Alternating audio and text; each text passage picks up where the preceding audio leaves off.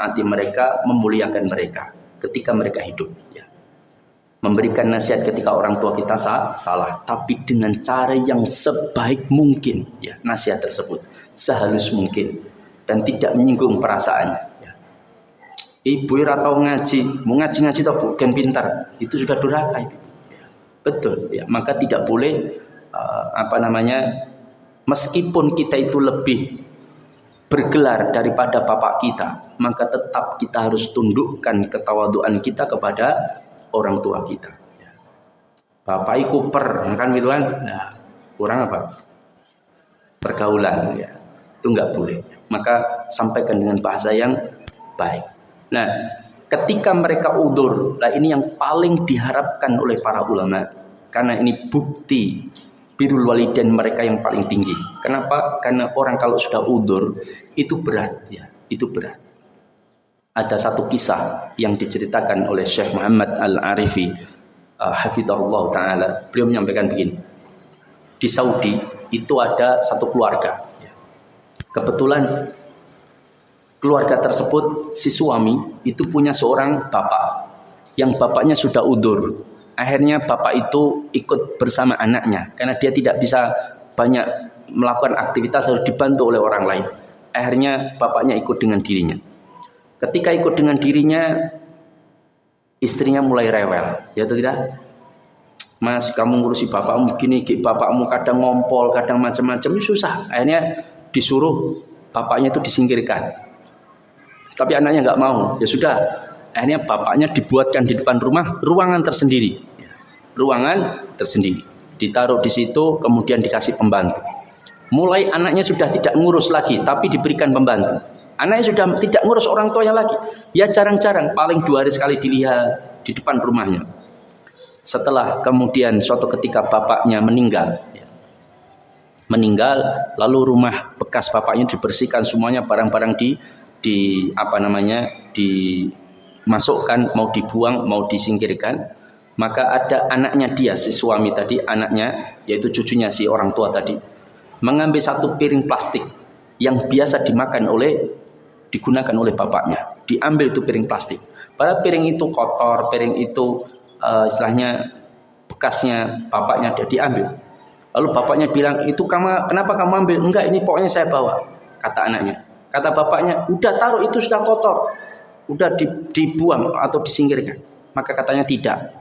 Besok kalau bapak tua, nanti akan saya gunakan itu untuk makan bapak. Baru bapaknya sadar. Ya. Saya akan melakukan seperti bagaimana yang bapak lakukan terhadap kakek, ya, kata anaknya. Maka kedurhakaan itu betul-betul azabnya itu disegerakan di dunia. Ya. Makanya saya pernah datang ke rumah teman main dulu waktu kecil. Tiba-tiba ada perempuan itu masuk ke rumah teman saya. Dia jerit-jerit, kemudian minta tolong kepada ibunya teman saya. Nangis-nangis dia. Saya kaget di situ, saya juga di situ. Ketika apa bu? Saya mau disiram air panas sama anak saya. Paham? Disiram air panas. Jadi ibunya itu dimarahin, dimaki-maki, dilempar air panas, tapi nggak kena. Kemudian dia lari, dikejar oleh anaknya, kemudian lari. Setelah itu dinasihati sudah sabar, gini-gini macam-macam, kemudian diantarkan pulang ke rumah. Anaknya dinasihati oleh ibunya teman saya. Sudah selesai pulang, ibunya, saya masih di situ. Dan ibunya cerita, karena ini dulu memang 2 orang ini, perempuan tua 2 ini sahabat sejak kecil. Dia sampaikan, wis wajar. Ya. Kan anaknya bilang, lah kok wani-wani anak nyiram orang tuanya? Maka ibunya bilang, ya wajar. Dulu dia pernah nyiram air panas ibunya.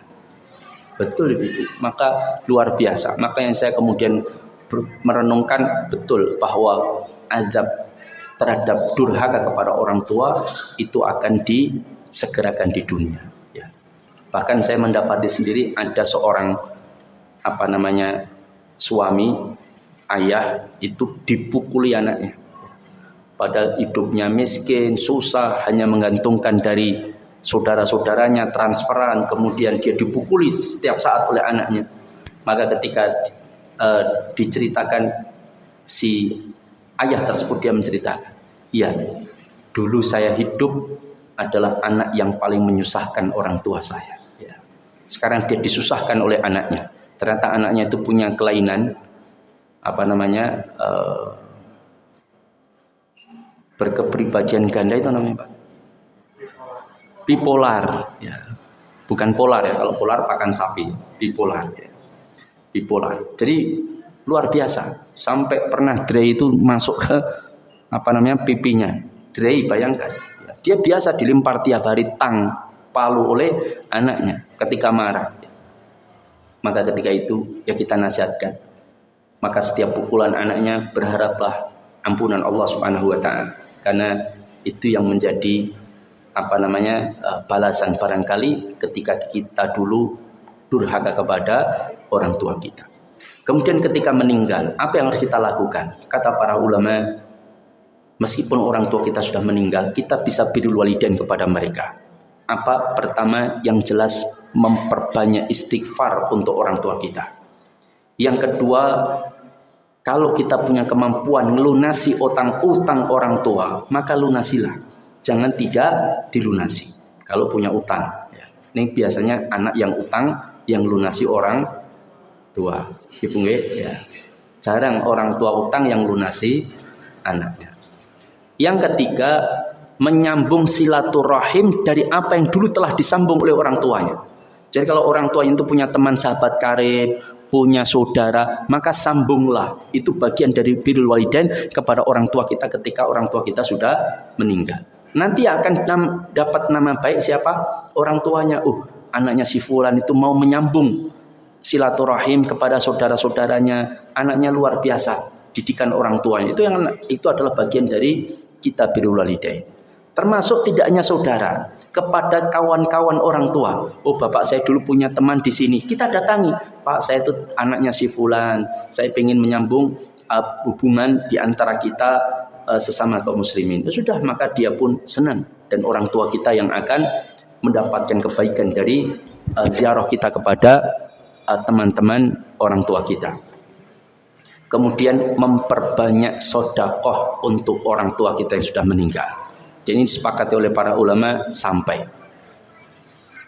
Dan yang keempat, menghajikan badal jika orang tuanya sudah meninggal belum berhaji. Meskipun nanti ada perincian para ulama, harus dengan harta peninggalannya, harus dia dulu punya niat. Memang ada perbedaan di situ. Tetapi saya mengambil pendapat secara umum, jumhur, bahwa yang penting dihajikan oleh ahli warisnya atau siapapun, itu dibadalkan untuk orang yang sudah meninggal belum berhaji atau belum berumroh, dibadalkan selama yang membadalkan itu sudah haji atau umroh, maka sampai tidak mengapa.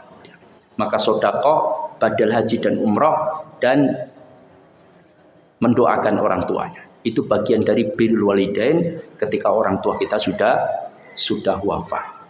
Menyelesaikan amanah-amanah yang orang tua belum mampu menyelesaikannya ketika hidup. Maka kita selesaikan, itu bagian dari birrul walidain.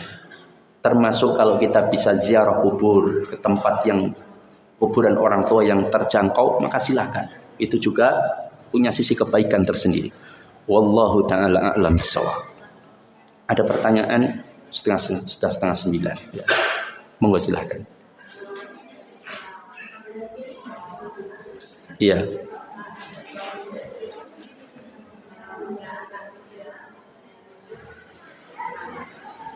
Iya.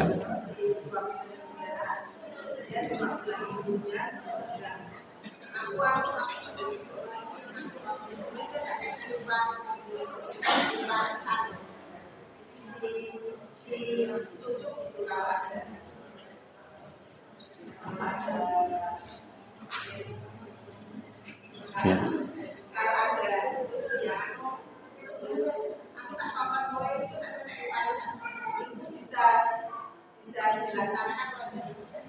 Oh iya. Yang bilang sok yang tak aku mati tak kayak warisan siapa? Oh kakeknya.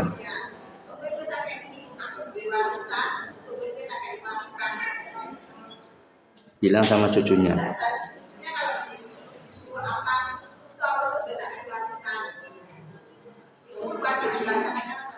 Ya. Pertama, wasiatnya sumen tak kayak warisan. berarti bagian dari warisan.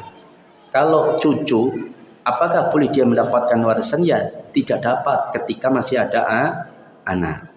Maka tapi kalau dia menyampaikan atau berwasiat bahwa dia akan, kamu tak kasih hibah, misalkan ini kalau saya meninggal kamu tak kasihin, maka ahli waris yang tidak mewarisi itu boleh diberikan wasiat harta.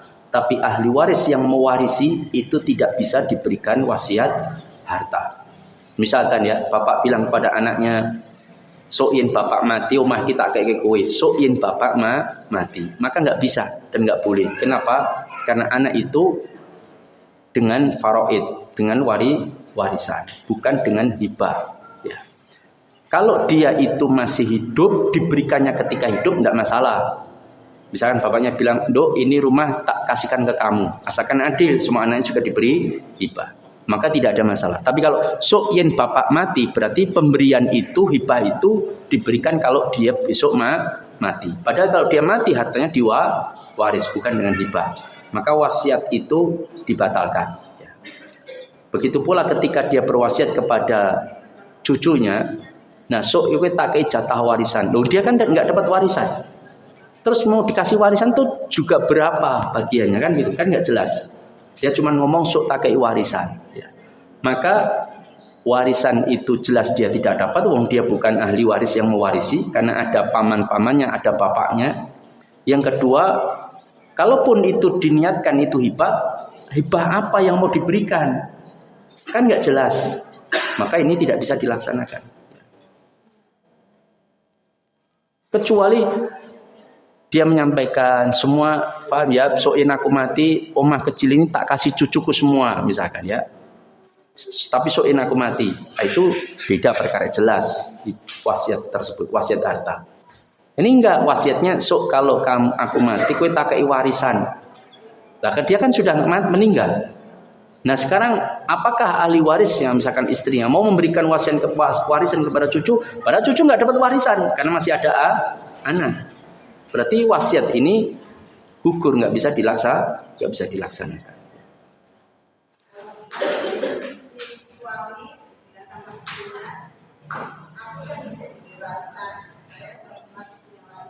Ya.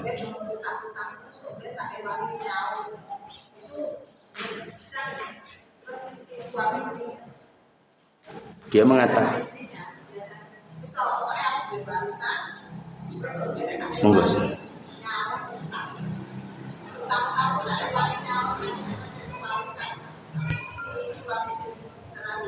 Dan belum dapat warisan. Warisan dari bapak ibunya suami. Suami. Oh ya. Si suami mengatakan kepada istrinya, soin aku itu warisan, utang-utangmu, ya. Nah, tapi masih ya, artinya belum diberikan. Ya, yang kedua dari sisi kalimat tak ewangi. Nah, tak ewangi itu berarti belum jelas berapa jumlah ewangannya, ya kan? Yang kedua, berarti nanti belum diberikan. Maka padahal istri itu adalah ahli waris dari suaminya. Artinya mendapatkan warisan karena dia waris. Nah, maka ketika suaminya meninggal belum memberikan, ya hartanya diwaris, bukan di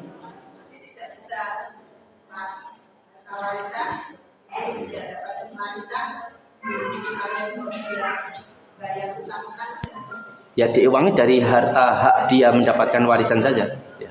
Dia misalkan dapatnya 1/8 karena punya anak suami, ya udah 1/8 itulah dari warisan tambahan dari warisan orang tuanya suami, itu digunakan untuk nyaur. Tapi kalau dia dipotong dulu tersendiri, harta warisnya dipotong dulu untuk nyaur. Nah sekarang mau dipotong berapa nggak jelas. Wong suaminya dulu cuma mengatakan yen aku itu warisan tak ewangi nyaur. Nah ewangi kan bisa 1.000, 2.000, 100 juta kan bisa. Ya atau tidak? Ini nggak jelas. Nah kemudian belum diberikan, baru punya keinginan niat, kan begitu. Yang ketiga, yang mau diberi itu adalah ahli waris, yaitu istri. Maka ya sulit untuk diterapkan. Demikian.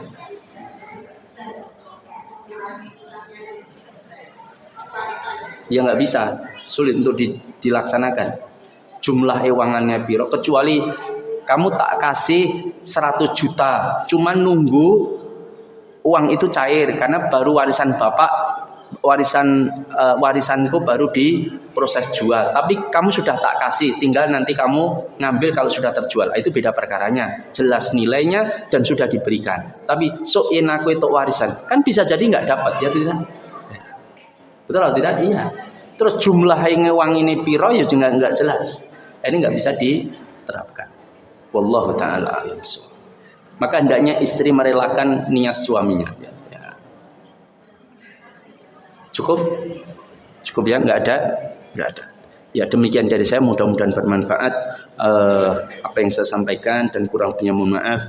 Aqulu qouli hadza wa astaghfirullah li wa lakum innahu wal ghafurur rahim. Assalamualaikum warahmatullahi wabarakatuh.